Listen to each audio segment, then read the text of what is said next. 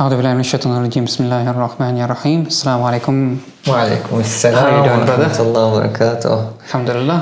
Alhamdulillah. How's Thank everything you so going? much. Alhamdulillah, all good. So Ahmed, you're new to this channel, but Yeah. inshallah regular, inshallah. Inshallah. So Ahmed, let me ask you, what did you find interesting about the recent debate, the presidential debate? Let's start with that. What happened? Well, nothing new.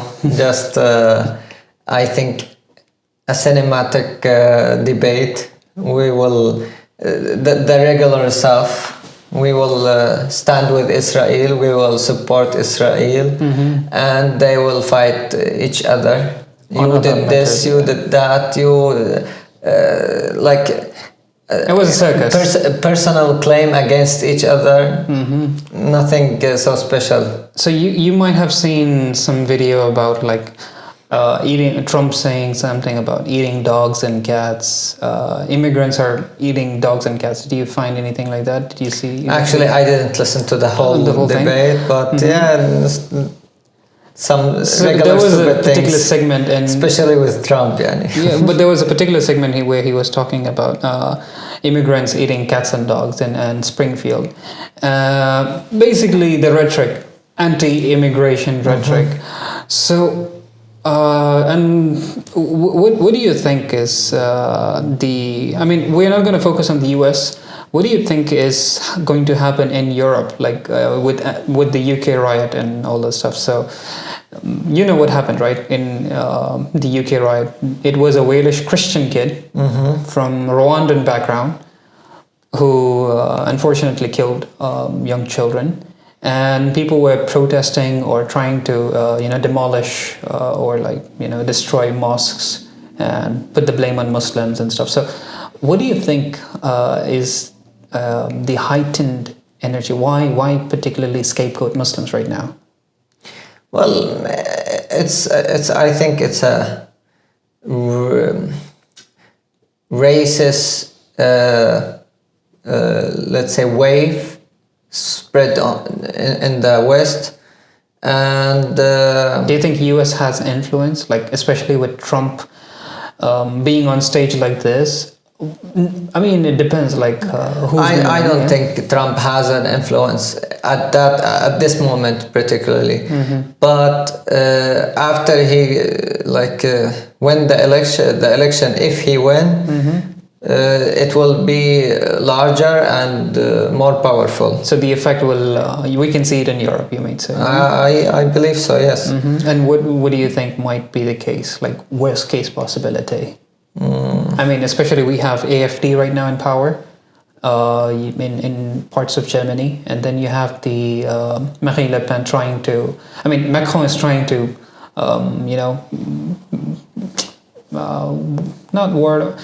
trying to cozy up with Marine Le Pen. He's trying to push away from the Socialist Party, and then you have like other far right nationalist parties. So you and I live.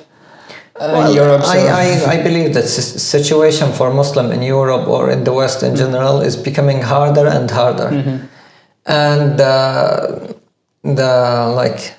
hard thing for us that we do not have other place to live in for some sort of people, especially the Syrians. But yeah, I think the situation is like coming hard and harder every day, and worse in the future. I believe so. May Allah protect us. So, what do you think is most important right now for Muslims to do in that case? I think that we should learn and we should have the awareness about. Who do we belong to, and we should how we should going back to the true teaching of Islam, as how we belong to one ummah, and how we should unite with each other. Do you have any plans and procedures how we can, in the local community? Do you think, especially in the local community, my focus in the local community, Muslims in like the European countries should stick together in like some Muslim groups or Muslim Islamic centers, and start to open or to enhance the Muslim schools, the Muslims groups, the teaching, especially the lectures about the history and how the Western colonialism affect our current situation.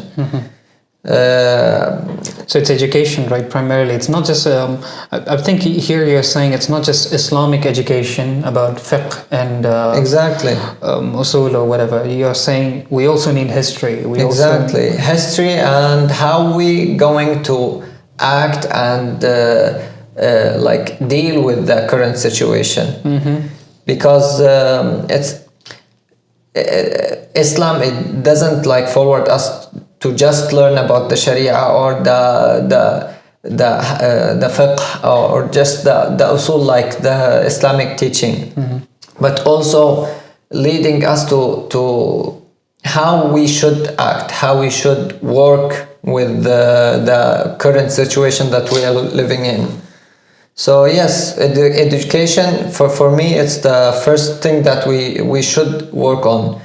And especially in the type of countries that we see that the Muslim community is not united. And for example, we have Warsaw here.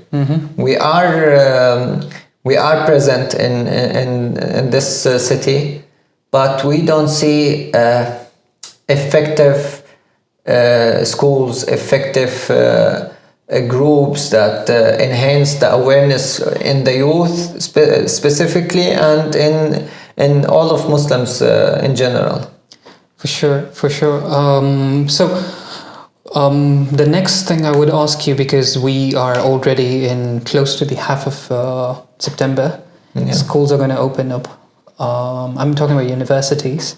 What do you think about? How can we get more students into student encampments? How can we get more people, young people, advocating for Palestine and what is happening in Palestine with the genocide and stuff? What measures can we grow within the Muslim community? Because I just had another interview recently, which will be up soon. He was talking about being brave, being courageous is needed, and we often are taught in our community to make money and to stay low key and Unfortunately, yes. It's just about try to be safe as much as possible, which is necessary to be safe, but there is one thing about being safe and there's one thing about cowardliness. So how can we instead of taking the backseat, encourage students to, it's high time, instead of, I meet a lot of people who work for companies which support Israeli occupation, and, Amazon helps in Israeli occupation and stuff. So these people end up anyway. So it starts with a student sacrifice. It's now a sacrifice for them, which is going to be a heroic act in the future. They are going to change history. So sure, how important would you say, what other steps would you say for students, I'm talking about Muslim students, to involve in the student encampment?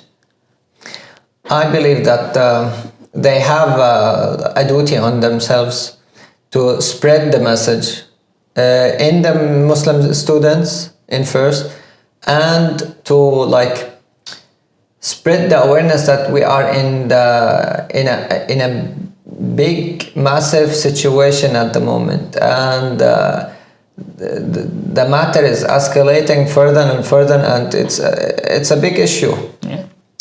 And after spreading the message in the Muslim student, also you have to talk with the other student, because even in the Muslim student, like the tempo is decreasing. Okay. And we are somehow used to the news around us. And I think because we don't know how to affect the situation, or we don't know what to do, our tempo is going like lower and lower. So we're getting normalized with what is happening, unfortunately. exactly. And I think one of the things that we should do as soon as possible is to stop watching or dealing with that stupid posts or in the social media. I mean about movies or So stop watching comedy. entertainment and delusional stuff. Exactly. Focus on the current matters. Exactly. To focus. Yeah. So I think we were discussing about this some time ago, and I was giving you an idea what students can do also. What is needed is, I would say, soft power.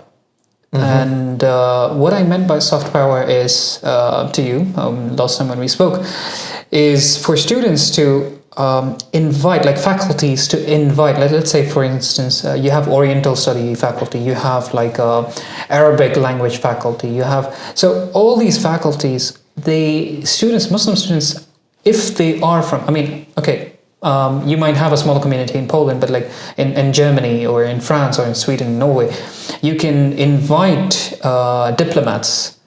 Although I agree that they're not doing that much in their home country to boycott and stuff. Maybe to have some soft power to spread the message of like, hey, we are just humans like you. We're not that different. Like you're being brainwashed. You're being brainwashed by certain medias to keep.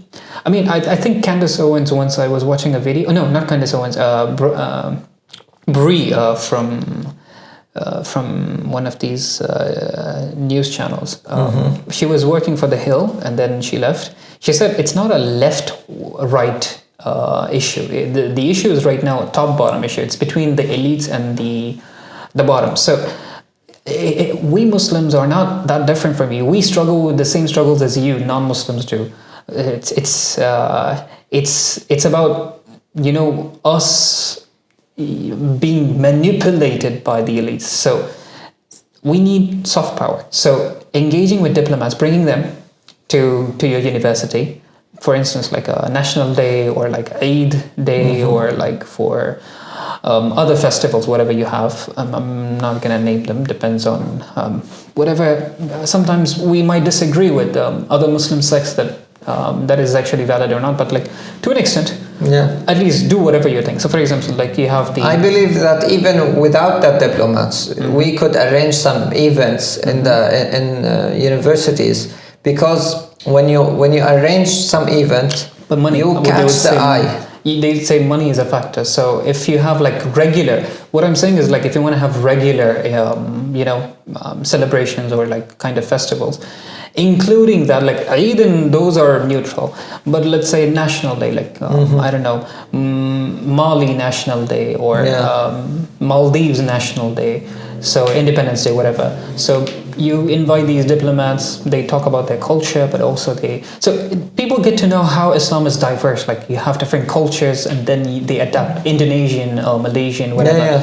So this can help you with finances, because the diplomats are helping you with finances, with food and culture, but also you get to have other bonds with like within the Muslim community that's going to grow stronger. So I agree. I would say that would be a good soft power to promote in student campuses. I think in the US, school students are also doing that, but I would say in Europe we need that. We need that for sure, because Europe is quite diverse, and we have potential here. Agreed. Sure. Indeed, we are in need this kind show, of to display our culture, to display the religion. Because as I've seen like before and now, the European people still don't know how we are so similar to each other. Yes. And how we are not so far away from our culture. Like it's not that far. So yes, when they see that we are similar and we suffer from the same issue and from the same problems, I think they're gonna stand with us. Yeah, because at the end of the day, it's not a left-right, it's more about the top-bottom issue. So Jazakallah khair, Ahmed. Is there anything else you want to add or something? Thank you so much for having me. And thank you. So we'll have frequent ones, inshallah. Inshallah. Jazakallah khair. Assalamu alaikum.